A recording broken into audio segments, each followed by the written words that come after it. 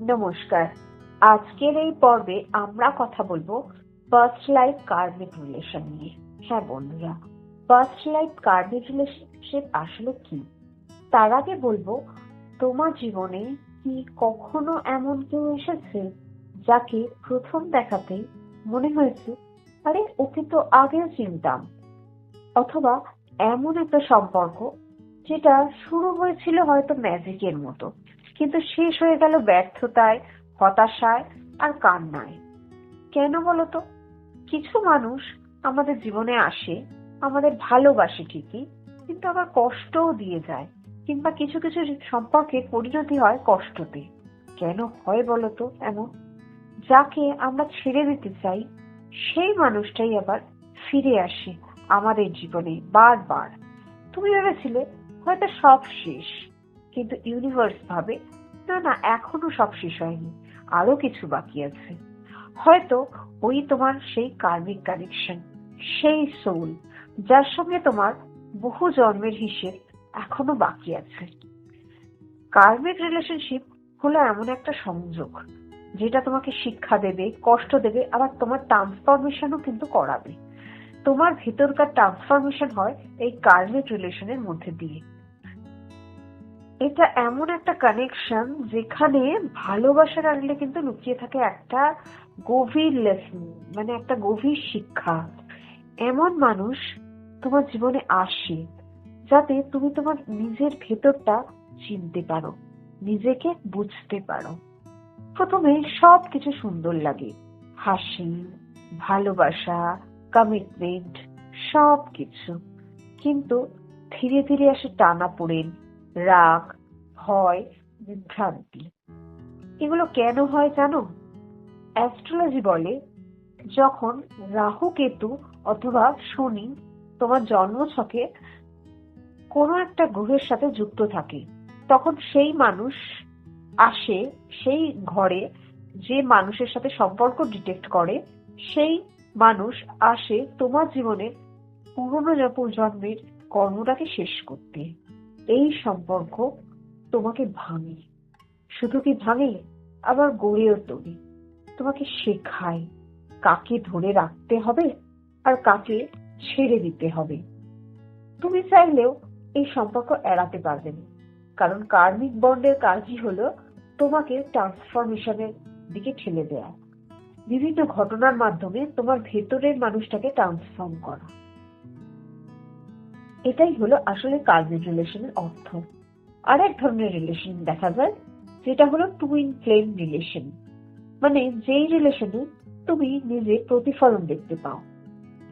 Twin flame সম্পর্ক মানে তুমি নিজেকে অন্য কারোর মধ্যে দেখতে পাও, মানে সে তোমার আয়নার কাজ করে। সে তোমার ভালোবাসা নয়, সে তোমার সোলের আয়না, মানে আত্মার আয়না। তুমি নিজেকে তার মধ্যে হুবহু দেখতে পাচ্ছ। তুমি যা লুকিয়ে রাখো, ভয়, রাগ, অনিশ্চয়তা, অহংকার, সবকিছু ওর মধ্যে হুবহু দেখতে পাও। এই সম্পর্কটা কিন্তু ভীষণ তীব্র হয়। ভালোবাসা যেমন প্রবল, তেমন কষ্টও গভীর হয়। তুমি পালাতে চাও, তুমি পারো না, কারণ ইউনিভার্স চায় তোমার নিজের ভেতরের সত্যটা তুমি দেখো ওর মধ্যে দিয়ে। টুইন ফ্লেম তোমার জীবন থেকে যাবে না যতক্ষণ না তুমি নিজের অসম্পূর্ণতাটাকে মেনে নিচ্ছ, নিজেকে নতুন করে চিনছ। এভাবেই টুইন ফ্লেম আমাদের শেখায়, আমাদের ট্রান্সফর্ম করে। এরপর আসে সেই রিলেশন যার খোঁজ থাকে আমাদের সবার সারা জীবনে। কি রিলেশন জানো?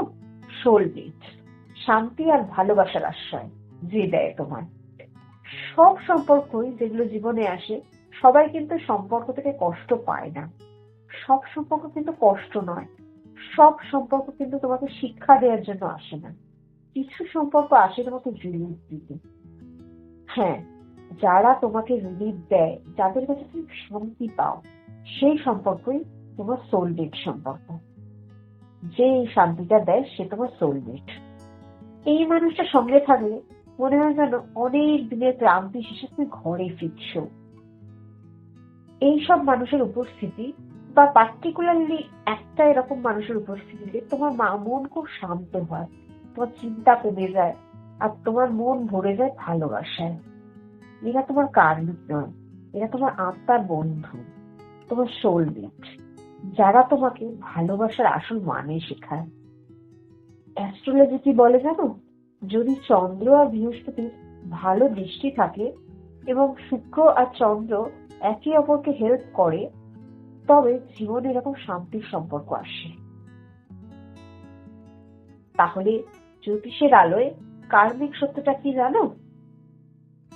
তুমি কোন সম্পর্কটা কার্মিক, কোনটা টুইন ফ্লেম আর কোনটা সোলমেটের সম্পর্ক, এটা কিভাবে জানবে? এটা জানতে পারো যদি তুমি জন্মছকে একবার চোখ রাখো। যেখানে দেখবে রাহু কেতু আছে, সেখানেই তোমার জীবনের কিন্তু অসম্পূর্ণ অধ্যায়টা। কেতু তোমাকে দেখায় আগের জন্মের স্মৃতি, মানে আগের জন্মে তুমি কি কি করেছিলে। আর রাহু তোমাকে দেখায় এই জন্মের ইচ্ছা, মানে যে ইচ্ছাটা তুমি আগের জন্মে থেকে বয়ে বেড়াচ্ছ পূরণ হয়নি, বা যে জিনিসটার উপর তোমার ভীষণ একটা ডিজায়ার আছে, সেটা হলো রাহু নির্দেশ করে। এবং তোমার শিক্ষা ভেতরকার, তুমি কতটা কন্ট্রোল করতে পারো নিজেকে, সেটাও কিন্তু রাহু নির্দেশ করে। রাহু যেখানে কুণ্ডলী যে ঘরে থাকে, সেই ঘরটা এটা নির্দেশ করে। যদি প্রেম বা বিবাহের ঘরে এই গ্রহগুলো সংযোগ থাকে, তাহলে কি বুঝতে জানো? তোমার সম্পর্কটা অর্ডিনারি নয়, এটা একটা কসমিক চ্যাপ্টার, যেখানে প্রত্যেকটা ফিলিংস, প্রত্যেকটা ঘটনা এক একটা লেসন, যেটা তোমাকে ট্রান্সফর্ম করতে এসেছে। তাহলে তুমি এখন নিজেকে প্রশ্ন করো, তুমি কোন সম্পর্কের মধ্যে আছি? কার্মিক সম্পর্ক যে তোমাকে কষ্ট দিয়ে বদলাচ্ছে, টুইন ফ্লেম সম্পর্ক যে তোমার ভেতরের সত্যটা দেখাচ্ছে, নাকি সোলমেট যে তোমাকে শান্তি দিচ্ছে, ভালোবাসা দিচ্ছে, তোমাকে স্যাটিসফ্যাকশন দিচ্ছে? কোনটা তোমার সম্পর্ক? কমেন্টের মাধ্যমে জানাতে কিন্তু ভুলবে না। তোমার জীবনে কোন সম্পর্কটা এসছে, কার্মিক, টুইন ফ্লেম না সোলমেট, এটা কিন্তু কমেন্টে অবশ্যই লিখে জানিও। ঠিক আছে? আমি কিন্তু তোমাদের এই কমেন্টের অপেক্ষায় রইলাম। আর ভিডিওটা যদি ভালো লেগে থাকে তাহলে লাইক করো, চ্যানেলটা সাবস্ক্রাইব করো, আর আরো ভালো ভালো ভিডিও পেতে এই চ্যানেলে চোখ রাখো। সব শেষে বলবো, প্রত্যেকটা সম্পর্কে জানো তো তোমাকে কিছু না কিছু শেখাতে আসে। কেউ আবার আসে ভালোবাসা দিতে, কেউ আসে তোমার ভেতরের আলো জ্বালাতে। তাই পরের বার যদি হঠাৎ করে কেউ তোমার জীবনে আসে আর সব কিছু ওলট পালট করে দেয়, ভয় পেও না। হয়তো সে তোমার পাস্ট লাইফের কানেকশন, সে এসেছে তোমার অসম্পূর্ণ গল্পটাকে শেষ করতে। এটাই জীবন, এটাই কর্মফল, আর এটাই ডিভাইন ট্রান্সফরমেশন। আমরা সবাই শেষ পর্যন্ত সেই ডিভাইন এনার্জির কাছে পৌঁছতেই একটা জার্নি শুরু করি। এই জার্নিটা শেষ হয় সেই ডিভাইন এনার্জির সাথে, যখন আমাদের সোলটা মিশে হয়, আর মাঝখানের ঘটনাগুলো আমাদের ট্রান্সফর্ম করে। এটাই সত্যি। নমস্কার, ভালো থেকো।